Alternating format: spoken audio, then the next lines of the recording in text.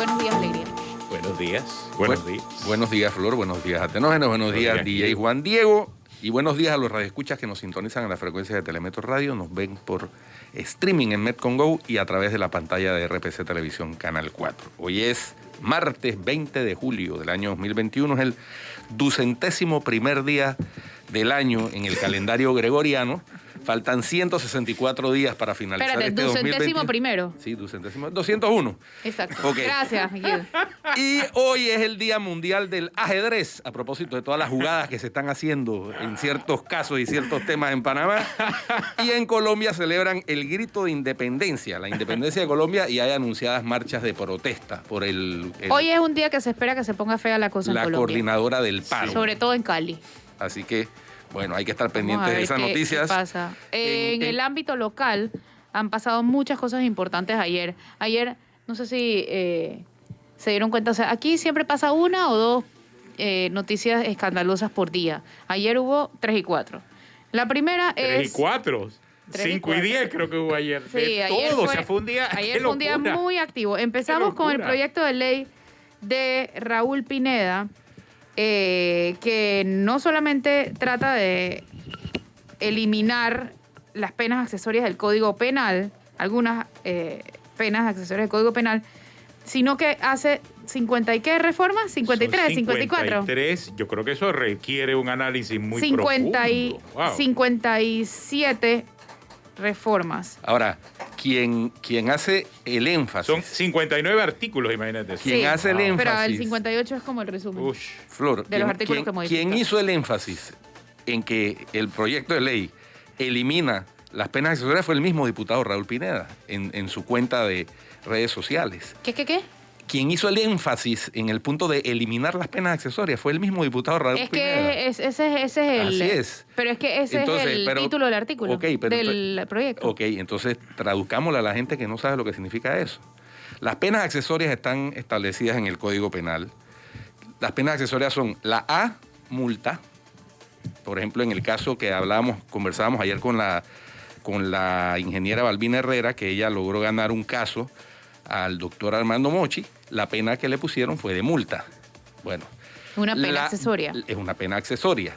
B, la pena de inhabilitación para el ejercicio de funciones públicas. Es una pena accesoria que va por el término en que se condena a la persona que comete un delito.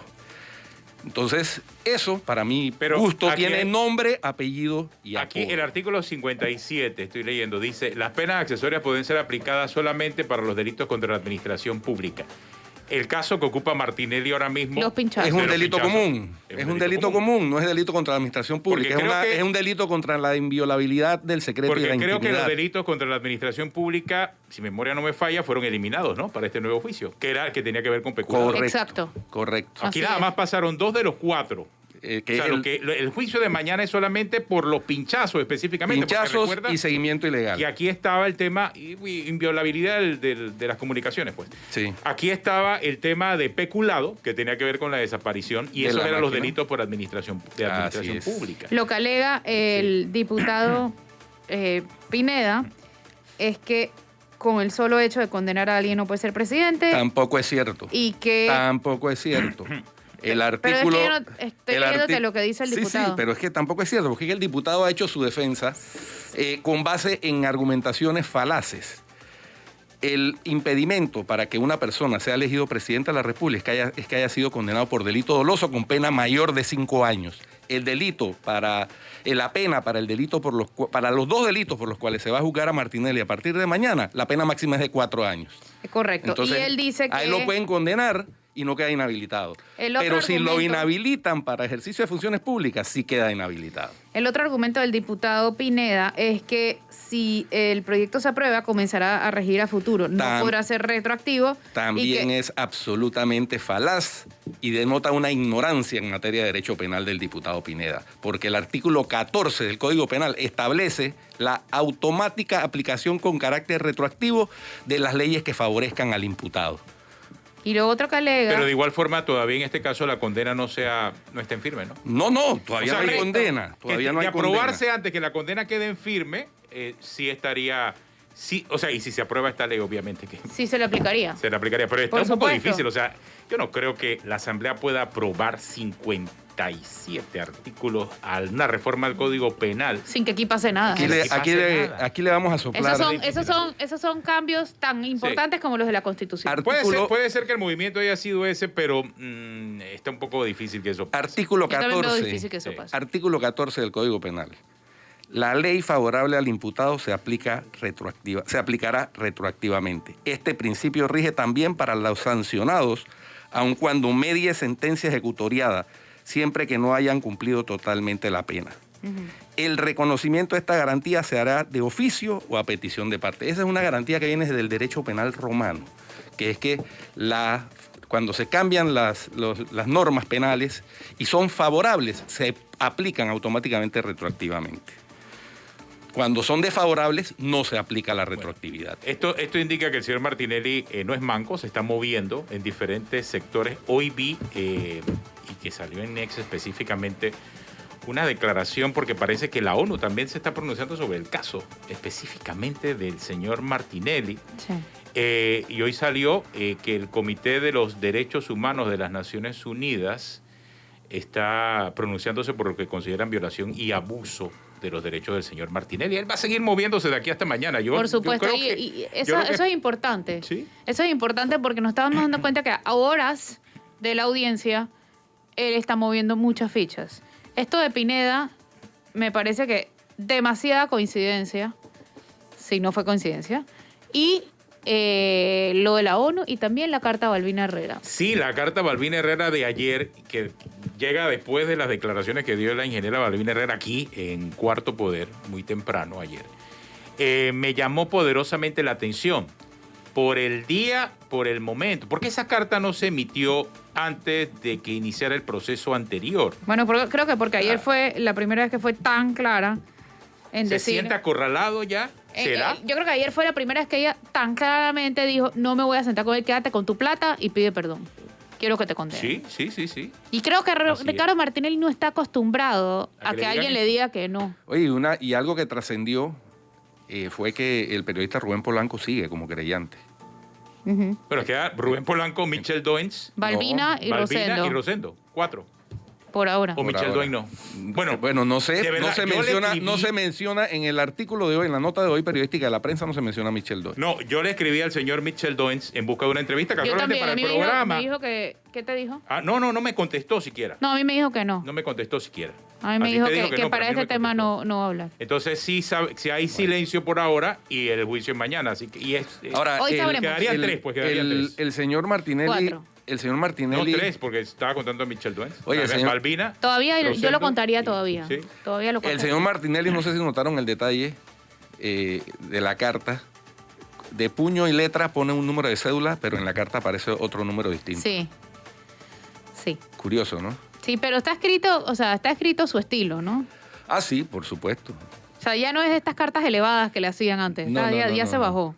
Sí, Pero sí. no, pero eso se le escribió a alguien. Pero para la que la gente está no escucha- cuidadosamente escrita esa carta. Sí, Es más, totalmente. él dice que él solamente pasó una vez por el edificio 150, obviamente ahí en Quarry Heights, donde está la sede del Consejo Nacional de Seguridad, y sabemos todos que ahí están todas las máquinas de pinchazos, donde se pinchaba en el gobierno de él, en el gobierno de Varela y actualmente. Yo no sé si se sigue están todas pinchando. las máquinas allá. Bueno, es cierto. Faltan 2 porque esas 2, ya no podremos saber qué va a pasar con esas 2. El rack el rack donde estaba una, por lo menos el rack, fue documentado que la última vez que fue visto fue En el 99 Monte en las Oscuro. oficinas administrativas del Así es. 99 de importadora de Camar en Monteoscuro. Y eso fue es lo que documentado digo. por un magistrado de la Corte Suprema de Justicia. O sea, Sí, no hay un pero es invento. importante para las personas que nos escuchan que no vieron la carta, contarles de qué se trata la carta. La tenemos en pantalla y es una carta en la que Ricardo Martinelli le pide perdón a Balbina Herrera sin aceptar que cometió un error, pero diciendo de cómo las cosas se dieron en su No, gobierno. que los funcionarios de su gobierno que cometieron errores. O sea, además, en ¿Quiénes este son los caso. funcionarios de su gobierno Bueno, que cometieron errores? en este caso hay dos Gustavo Pérez condenados. y Hay Y dos Alejandro condenados. Garús, que además de, Es de haber consuegro. sido, es su consuegro. O sea, le echó al agua al consuelo. Otra vez. Qué bonita familia. Qué bonita vecindad. No, Así que entonces- es eso, la carta es pedirle perdón. Dice, ya que no vas a aceptarme plata, acepta mi perdón.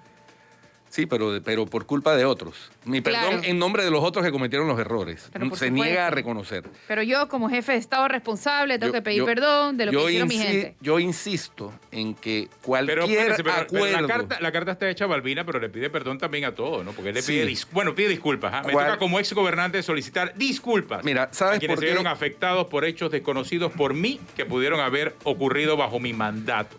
¿Sabes por qué es importante que este juicio O sea, tenga... ¿a quién van a echarle el cuento de que el señor Ricardo Martinelli no sabía lo que estaba pasando con los pinchazos si a cada Hombre, rato por decía Dios. por ahí que él le conocía el pedigrí a todo el mundo? Oye, o sea, en lo- está la grabación del pedigrí. En los Wikileaks, no vayamos tan adelante. En los Wikileaks desde tempranito se reveló los reportes de la embajadora Bárbara Stephenson, embajadora de Estados Unidos en Panamá en ese entonces, cuando Martinelli comenzaba su periodo presidencial y ella iniciaba su gestión como embajadora, donde ella reportaba que el señor Martinelli quería usar el sistema de intervenciones telefónicas para espiar a sus enemigos políticos y que ella le negó eso y se mantuvo una fricción ahí entre Panamá y Estados Unidos en razón de esa negativa.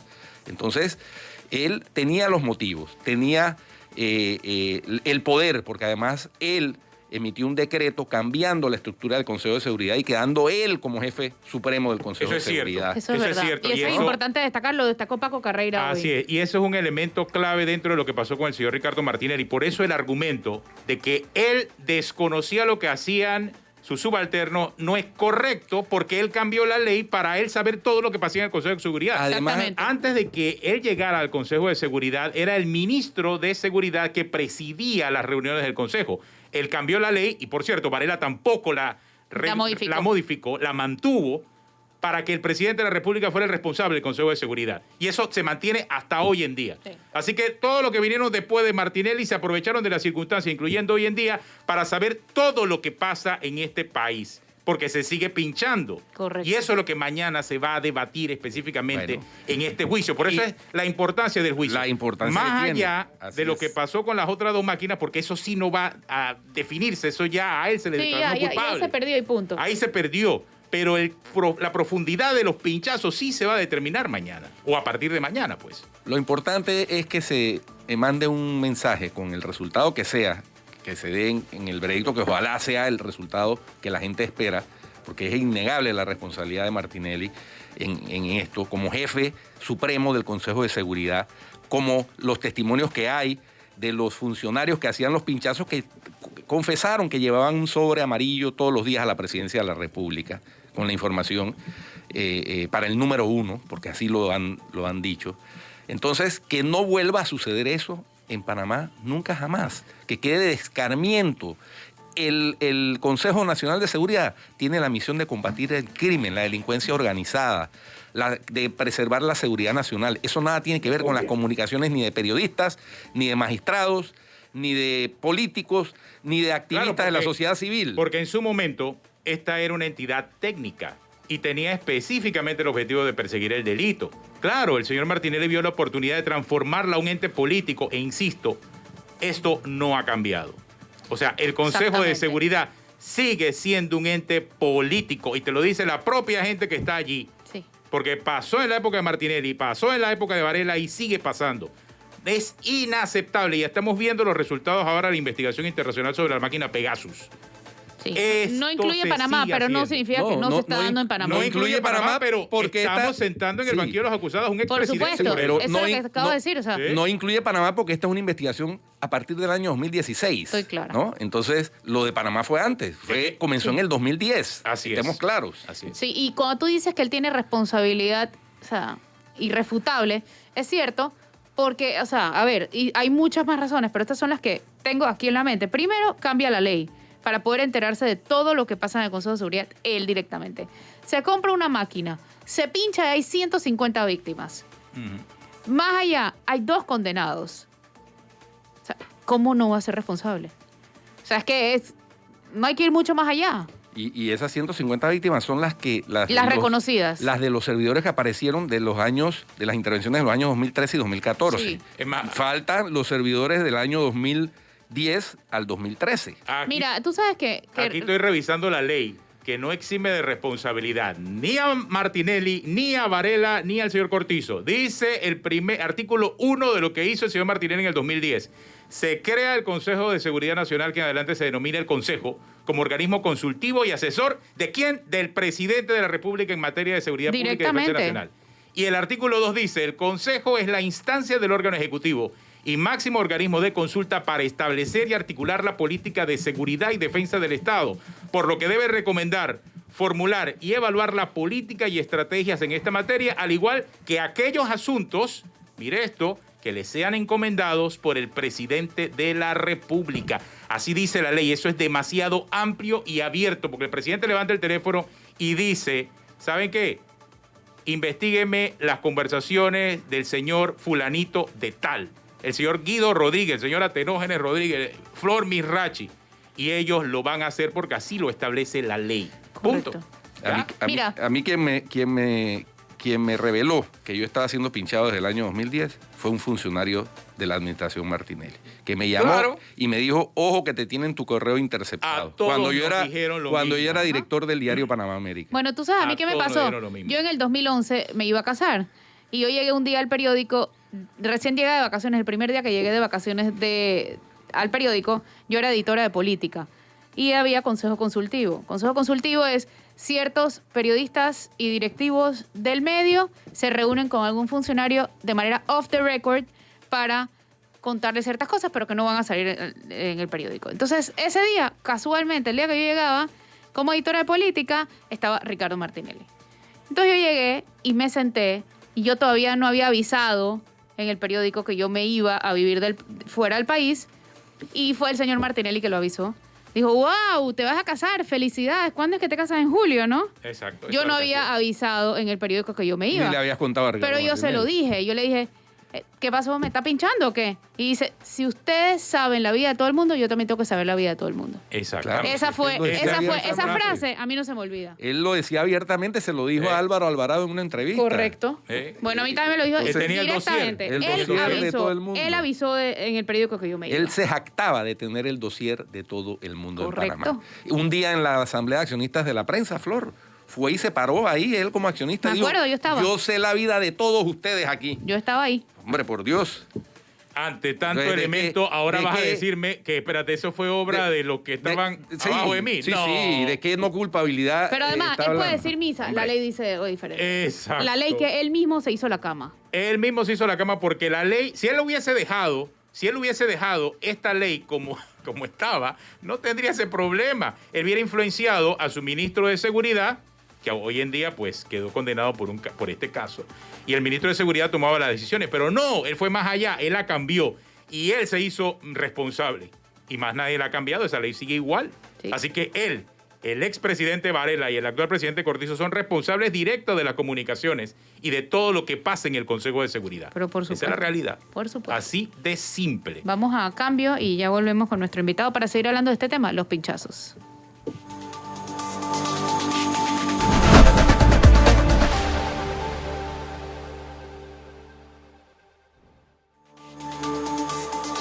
Con más gente buena. Tenemos a nuestro invitado en línea, ¿verdad? Sí, y que conoce muy bien el sistema Pegasus, conoce muy bien el caso Martinelli. Yo creo que el licenciado Jaime Abad, que nos acompaña, que fue director en su momento de la DIJ, en ese momento llamada PTJ, tiene mucho conocimiento acerca de la profundidad de lo que vamos a hablar del caso Martinelli específicamente. Licenciado Abad, buenos días, ¿cómo está? Buenos días, Atenógenes y a los otros dos compañeros. Gracias por acompañarnos. ¿Cómo ven lo que ha pasado hasta ahora con el caso Martinelli? ¿Qué piensas acerca de lo que puede pasar mañana?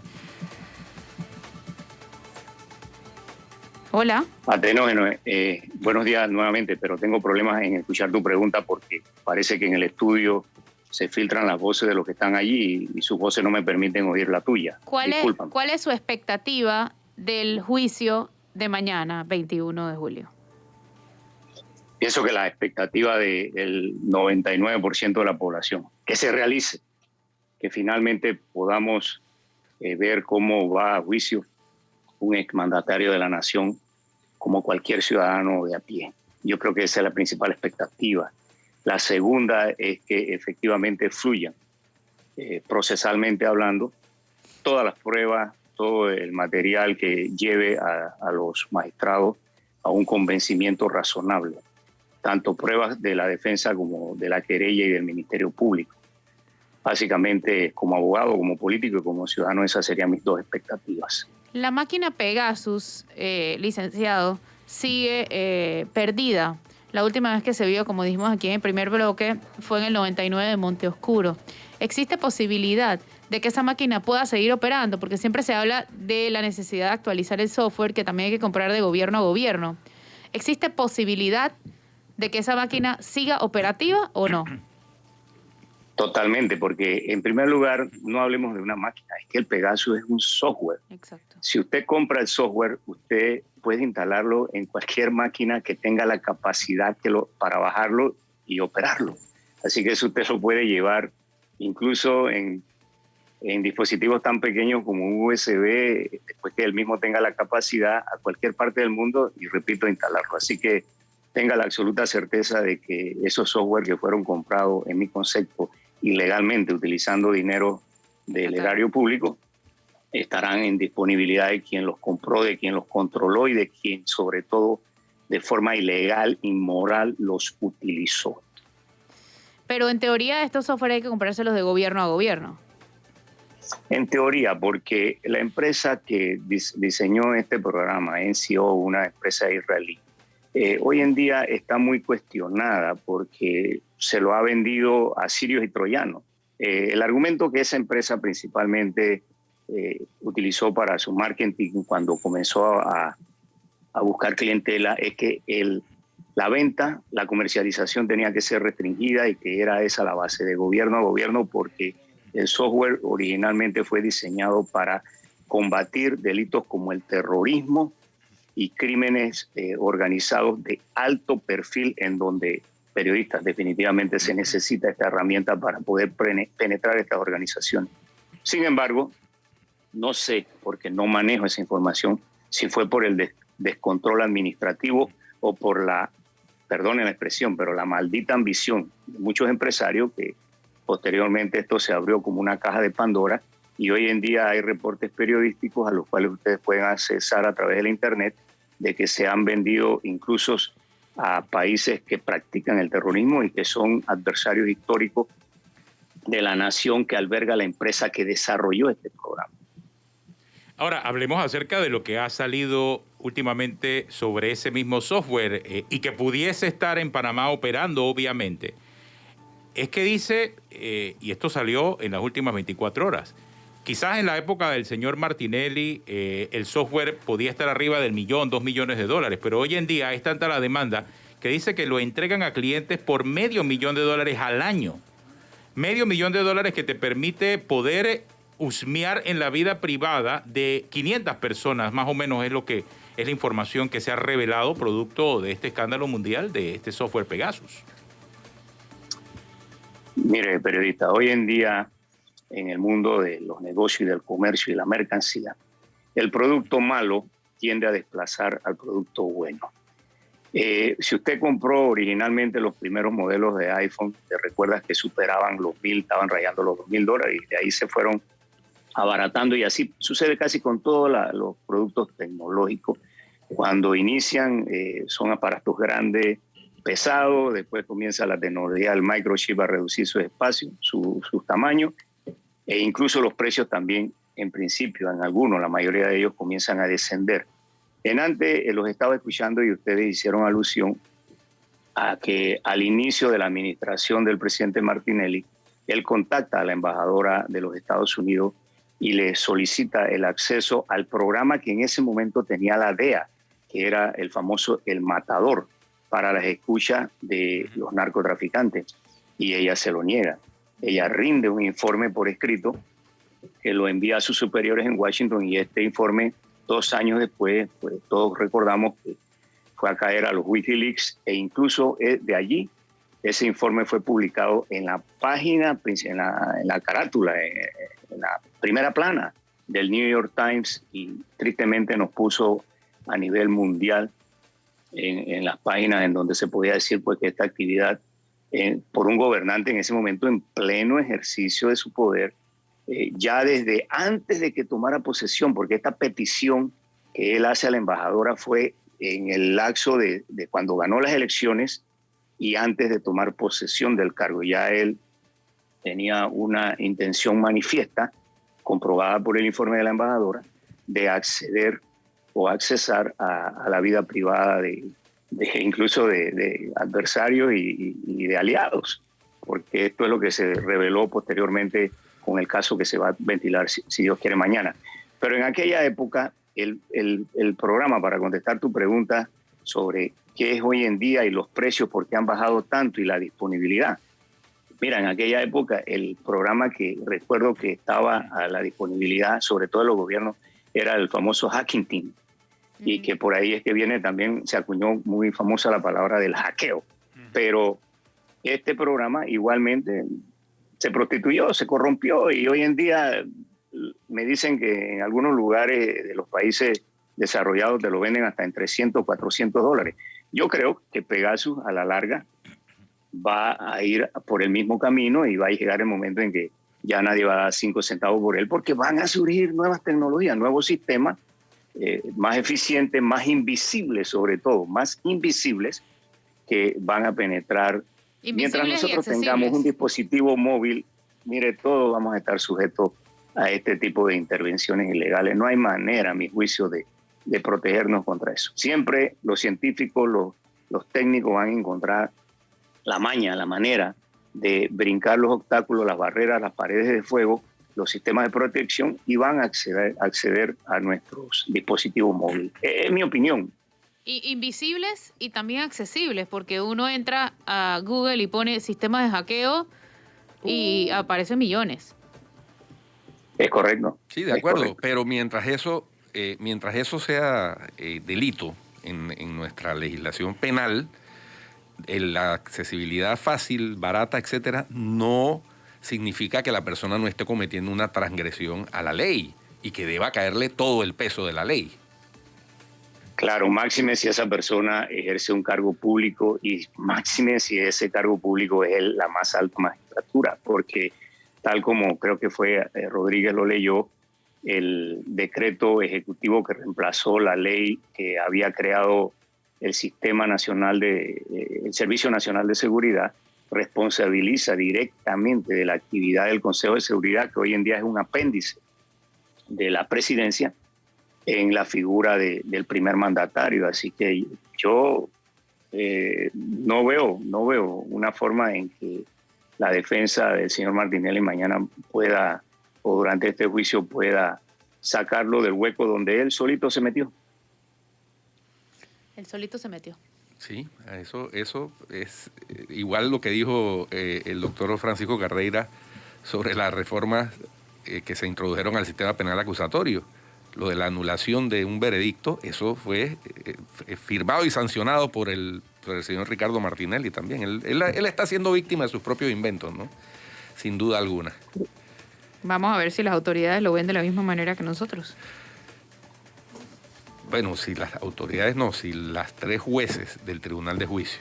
Para mí ellas son las 3 autoridades en este momento, Guido. Sí, las 3 juezas del Tribunal de Juicio. De ellas depende de esto, porque hay que ver si lo dejan seguir corriendo, que ojalá ya no lo dejen correr después de mañana. Al parecer ya no lo van a dejar correr después de mañana. Pero... Ahora, licenciado Abad, yo recuerdo haberlo visto usted en la audiencia cuando estaba el señor Martinelli en Estados Unidos. Usted también es víctima de lo que ocurrió, ¿no? No, pero no procesalmente hablando, porque recuérdate que él tenía, se estableció un sistema de 3 funcionarios que eran los que recopilaban la información, pero solamente uno de ellos cooperó con la justicia. Todavía hay 2 que incluso están prófugos. Así es. Dentro del paquete de personas y corporaciones, algunas personas jurídicas, que tenía el testigo que efectivamente cooperó, este servidor no estaba. Yo tengo conocimiento por otros informes de inteligencia que incluso muchos de ustedes periodistas también y este servidor estábamos en la lista de los otros 2 claro, que todavía los andan buscando. Así que no sabemos si algún día cooperarán o se les capturará la base de datos que ellos tenían, pero por el momento no formalmente no somos víctimas. Ahora, siempre, y hablando honestamente, siempre los periodistas han estado bajo supervisión de los gobiernos. Usted fue director de la PTJ en su momento, pero una cosa es seguir a un periodista y otra cosa es intervenir sus conversaciones telefónicas, ya sea en el pasado, ya sea en el presente o ya sea en el futuro, ya sea el teléfono o toda la comunicación digital que puede tener este periodista, estas personas, un ciudadano común y corriente. O sea, ¿por qué intervenirle sus conversaciones? ¿Por qué transgredir y violar su intimidad? Miren, yo comparto lo que acabas de decir y quiero ampliar por razones de docencia un poquito más lo que ustedes expresaron antes de que yo participara del programa sobre lo que fue la derogatoria de la ley que creó el Servicio Nacional de Inteligencia. Y también quiero ponderar que fue bajo la administración del presidente Torrijos que esta ley se creó. En las administraciones del presidente Endara, Pérez Valladares y Moscoso, el Consejo de Seguridad funcionó como un apéndice de la presidencia. Pero nosotros como país debemos reconocer, porque no todo ha sido malo. Avanzamos y se llegó, después de aprobada los lineamientos de seguridad nacional, a un consenso entre todas las fuerzas políticas que una de las primeras labores que había que realizar para institucionalizar la seguridad como un plan de Estado, como un tema de Estado, era regularizar, normalizar, legalizar la actividad del Consejo de Seguridad. Para que el Consejo de Seguridad funcione, y esa fue la iniciativa del presidente Torrijos y que se materializó en 3 puntos que son controles sobre la actividad de los servicios de inteligencia. El primero es el control judicial. La actividad que vaya a realizar o que esté realizando el Consejo de Seguridad debe ser sometida al conocimiento del presidente de la sala penal, un solo magistrado, que debe tener conocimiento y darle su autorización para que la investigación continúe. Y posteriormente, cuando ya se vaya a judicializar, entonces viene al conocimiento de la sala en pleno, de la sala segunda, de la sala penal. El control fiscal del Consejo de Seguridad. El Consejo de Seguridad no puede tener un presupuesto secreto e ilimitado. Allí interviene el órgano legislativo. El órgano legislativo ejerce un control previo y un control político en la elaboración del presupuesto con las debidas reservas y manteniendo los secretos en aquellos campos operativos y logísticos que el Consejo implica. Y por último, también el control político, que es por parte del Ejecutivo. Al ser el superior jerárquico del secretario general del Consejo de Seguridad, el ministro de la Presidencia, y al actuar en un organismo colegiado que lo conforman otros ministros de Estado, los procuradores y ciertos funcionarios de rango, mando y jurisdicción, el actuar del secretario general y de su equipo tampoco es silvestre ni salvaje, está sometido a un control político. Esa ley que se aprobó, lamentablemente pues, fue derogada un madrugonazo y al día siguiente ya estaba aprobado otro decreto ejecutivo que revivió el Consejo de Seguridad como una forma de policía política que fue utilizada precisamente con fines políticos. Yo creo que acaba de definirlo muy bien, una policía política. Se Sí. terminó convirtiendo en una policía política. Ellos dejaron de lado el narcoterrorismo, el narcotráfico, crimen internacional organizado y se dedicaron específicamente a vigilar la vida de los políticos. Ya, así es de simple. Eso es lo que... Ahora bien, permítanme una palabra en defensa de los compañeros del Consejo. Mira, el Consejo de Seguridad fue formado, constituido en una época en que este servidor formaba parte de los organismos de seguridad del Estado y allí todavía hay muchos compañeros que han permanecido hasta más de 20 años, por los cuales yo tengo el mayor respeto, están muy bien entrenados, han sido capacitados en países del primer mundo y sin ánimo de exagerarte, yo te diría que el 60% de la función del Consejo de Seguridad está enfocado también para la protección del canal y la lucha contra el crimen organizado. Lo que sucedió bajo la administración Martinelli lo hizo un pequeño grupito de maleantes que fueron adscritos allí y que incluso los mismos compañeros del Consejo de Seguridad, porque uno en esa comunidad uno se hace amigo de ellos y comparte tertulias cuando se los encuentra en los restaurantes, porque todos somos panameños y gracias a Dios tú le das la vuelta a este país en 25 minutos. Pero uno lo sigue viendo y yo soy testigo de la repulsa, del rechazo que los mismos funcionarios que son de verdad institucionales, de un organismo tan necesario, tan importante en la vida de cualquier nación, incluso de civilizaciones antiguas, como es los servicios de inteligencia, sentían hacia ese grupo que fue articulado allí con propósitos totalmente malos e ilegales.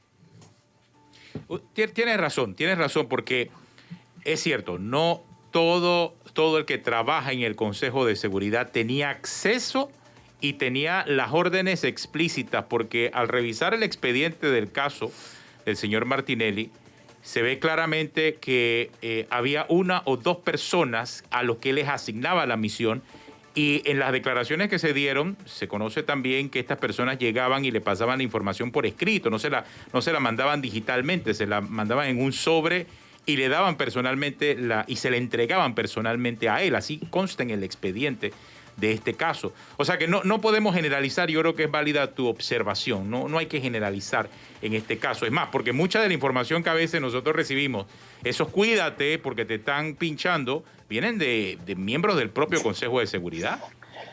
Eso es correcto. Es cierto. Sí, en el caso que yo contaba, a mí me llamó entonces era embajador de Panamá en la OEA, y yo le dije, ¿y eso de dónde sacaste la información? Y me dice, me lo dijo el procurador. El procurador de la época era Bonici, ¿no? Y además dijo que por órdenes de la presidencia me habían intervenido en mi correo electrónico como director del grupo EPASA. Entonces, pero eso fue en el 2010, que no está en este proceso porque lo que se documentó es de 2013 y 2014, como lo que apareció en los servidores, que es también lo que ha dicho el licenciado Jaime Abad, que él no está procesalmente porque seguramente su intervención fue de las que estaban en otros servidores que no aparecieron. Esa es la parte de la historia de esta indebida intromisión en comunicaciones privadas sin autorización judicial, porque como bien anotó el licenciado Abad, las intervenciones telefónicas por parte del Estado están permitidas, pero cumpliendo una serie de protocolos que tiene que ver con la necesidad de eventualmente judicializar esas intervenciones si de ellas se logra detectar la comisión de un delito contra la seguridad del Estado. De eso se trata. Y resultó contradictorio porque para nadie es un secreto que la ex procuradora Ana Matilde Gómez fue sacada de su cargo por el expresidente Martinelli porque supuestamente pinchó, porque utilizó ilegalmente la disposición de pinchar el celular de un exfiscal, o un fiscal en funciones, mejor dicho. Sí, ese fue su argumento. Ese fue el argumento. Y Balbina Herrera porque difundió unas copias de unos emails que le habían sido suministrados por uno de los receptores del email, fue condenada incluso en primera instancia. Luego fue excusada, ¿no? Pero los testigos serían clave en este momento que aparecieran, sería espectacular, lo dudo muchísimo. Los testigos protegidos, que ya no son protegidos, y que, como decía el licenciado Abate, están prófugos, tienen muchísima información que podría aportar al caso. Bueno, los que están prófugos no son testigos protegidos, son testigos prófugos, que no han comparecido. El que está como protegido está y confesó toda la operación, cómo se dio. Hay otros los detalles que están prófugos y que ojalá o vuelvan o los capturen, porque hay información licenciado bien importante. Díganos. Sí, es para aclarar. Ellos ahora mismo como prófugos son implicados. Están señalados. Si ellos son capturados o se entregan voluntariamente y deciden cooperar como lo hizo el que está bajo la condición de testigo protegido, entonces procesalmente podríamos decir que son testigos protegidos. Pero en este momento son implicados prófugos de la justicia. Ok. Exacto. Ojalá, como sea, pero lleguen a cantar aquí. Licenciado, muchas gracias, siempre haciendo docencia en estos temas tan interesantes y aprovechando pues la experiencia suya en estos temas, que siempre es un preocupado de los temas de seguridad policial, legislación sobre esta materia, un estudioso y que pues ejerció el cargo de director de la PTJ. Gracias Jaime por hablarnos. A la orden.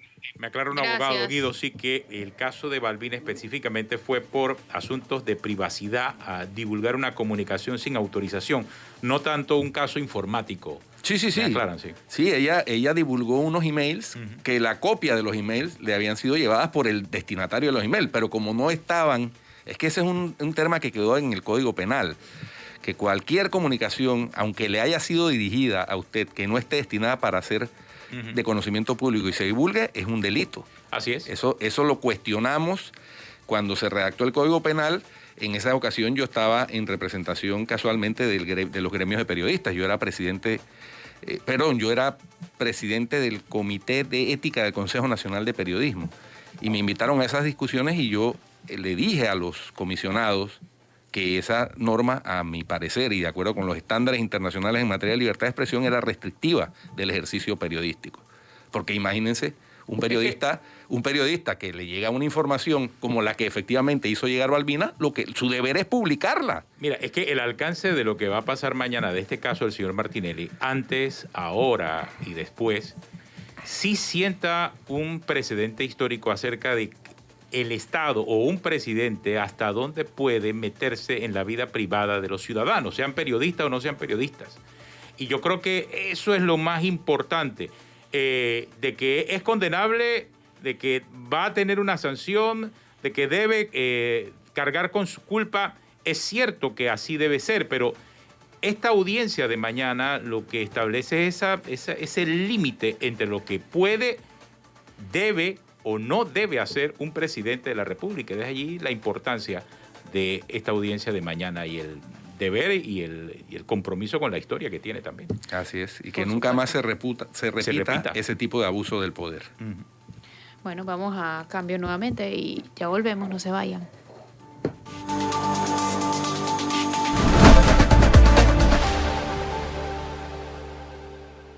Ya estamos de regreso con más. Entonces, atenógenes.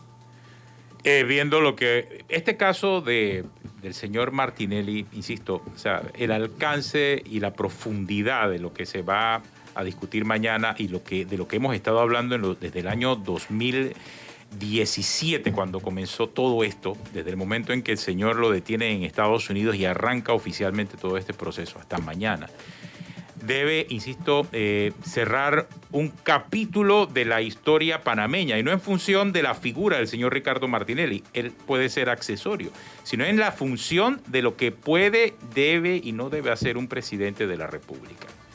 Ese es el alcance de lo que allí está pasando, el abuso de poder detrás de la figura de un presidente de la República. Y de paso, sería buenísimo que paralelamente, en vista de todo lo que hemos discutido aquí y de que es un tema en la opinión pública nacional, que el presidente Cortizo hiciera lo propio, es decir, devolviera al estado en que estaba, según nos dijo Jaime Abad, y como fue con esa legislación que se hizo. Técnica. Así es, en una entidad técnica. Y de paso aproveche y saque la UAF de la Presidencia de la República. Porque si no vamos a salir a las listas. Siguiendo la recomendación del grupo de expertos que dio en su momento a raíz de los Panama Papers y que no se ha hecho nada. Si no lo hacen, no vamos a salir a las listas, ese punto. fue el otro cambio que hizo también el señor Martinelli. Ahí pueden matar 2 pájaros de un solo tiro. Ese fue el otro cambio. Y curarse en salud. El señor Martinelli tenía en su despacho la computadora de la UAF.